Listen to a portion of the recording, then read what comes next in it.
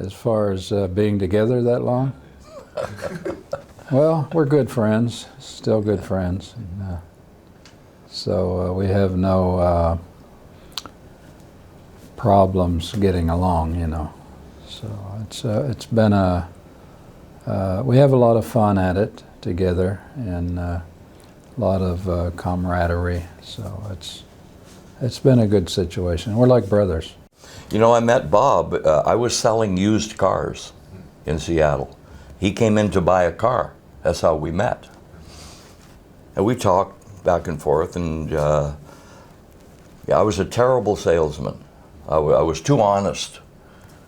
He came in and I talked to him and I liked him. And he said, how about that car over there? And I said, no, you don't want that car. So I wasn't making much money. So I said to Bob, I said, what kind of work do you do? He says, well, I'm in the construction work. And I said, well, do you think you could get me a job where you work? And he said, yeah, I can try. So about a month later, he came in and said, I got you a job. And that's how we found out that each one of us knew a few chords on a guitar, just a few chords. And he knew a little bit of lead guitar. And so we bought 2 guitars in a pawn shop.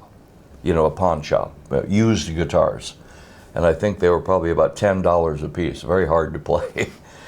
And then we started playing for people's parties, and people really liked us. And they said, well, you guys are different. And so, you know, we were in demand for people's parties because it was free anyway. But we'd play for anybody. We didn't care. We'd break out those guitars and start playing. And then we started rehearsing a lot and buying chord books to different chords. And we started playing things, not necessarily rock and roll, but, you know, like Stardust, the old Hoagy Carmichael song, and you know, a lot of things like that. Because we grew up in the days of big bands, you know, Glenn Miller and people like that. You know, even after we came here in 1962, the very first time, we started writing songs for Japan. You know, we got the feel of what the Japanese people liked. And we started writing songs, and the first song we wrote was Kita Gune no Aoizora. That was one of the first songs we wrote. And then, of course, a lot of people don't know that we wrote those melodies. And then I think the next one was Futari no Ginza, and then Kyoto no Koi, then Ame no Mirosuji, then Kyoto Bojo, many, and they all went to #1 with singers in the Japanese language. So that helped our career here too, a lot. And that was more or less in the late 60s and early 70s. First of all, we introduced the guitar over here, you know, and once, I don't know, the Japanese people is different than most places. When they become your fan, it's your fan for life. You know, it's like a relative, and you know, so I look at it like, if they're my, you know, they're loyal to me, now I'm their fans too. So that's why I keep coming back.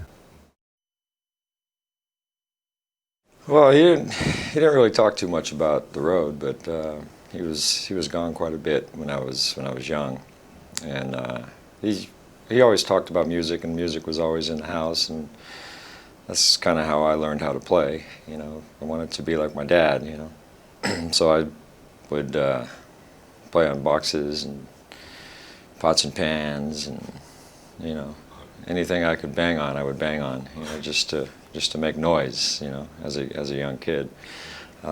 Just to fall into a situation where it just clicked like that. I mean, I grew up listening to my father and mimicking my father's style. I mean, that's how I learned. So my style was similar, or is similar to my father's. So that's how we more or less started. And then Bob had an album of Chet Atkins called Hi-Fi in Focus. And it had a song in there called Walk, Don't Run. And we were pretty amateur at that time, and he played it almost jazz, you know, finger style jazz. Well, we couldn't do that, but we loved the melody. So we thought, well, let's do our own arrangement. And that's how Walk Don't Run came about. Actually, Bob started that. Oh, yeah. I did. He started doing that, and then, yeah, you know, we did Walk Don't Run '64, and then I did it. So. When we first started, after about 3 years, we had a record producer that was helping us produce the records, you know. And we told him that we felt like we were running out of ideas. And he said, well, one idea is to find more sounds in that guitar. He said, there's sounds in that guitar you've never found yet. He said, I can't tell you what they are, but you need to experiment. And you'll find lots of sounds in that guitar you didn't know was there.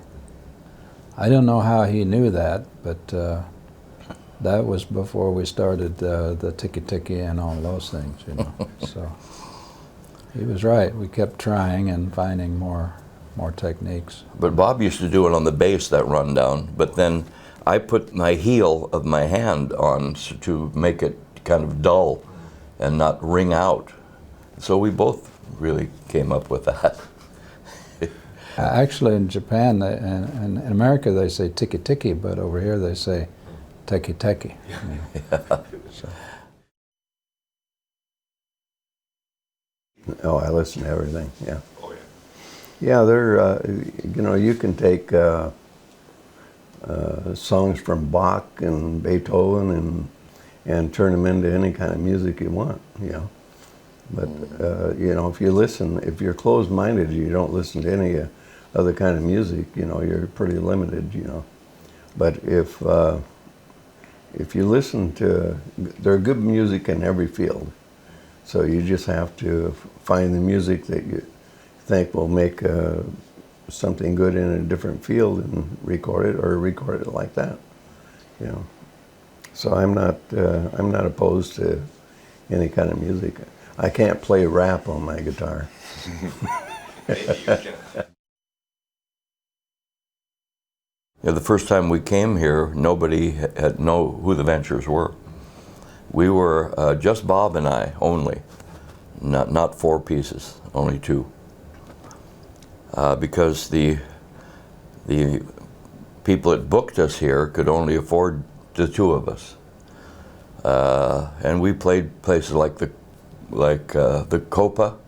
Copacabana at that time in Akasaka, and we played a place called was it the Ricky Sports Palace, or that was the next time? Next time, yeah. Yeah, it was the next time we came over, and we played a lot of military bases, a lot of American Army, Air Force bases.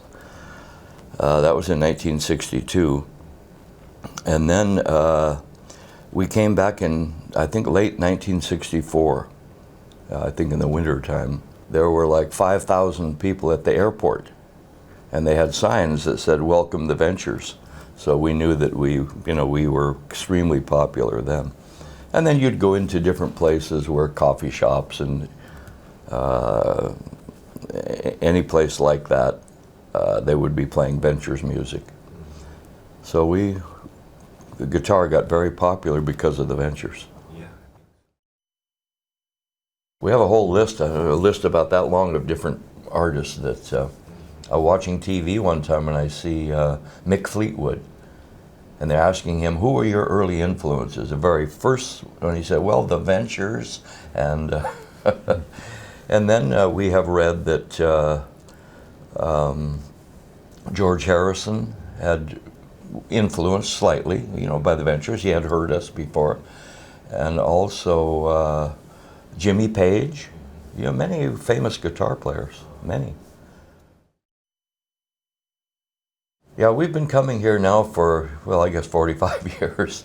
It's a long time, but it doesn't seem like it. It seems like every year is new and fresh, and we get more fans and more guitar players and that learn from the Ventures. As a matter of fact, there are many Venture copy groups, as you know, in Japan. The Tokyo Ventures, the Kyoto Ventures, Osaka Ventures, Hiroshima Ventures, many, many. And that makes us feel real good. And that's, we come back every year and we really enjoy playing. So, yeah, we have a good time here.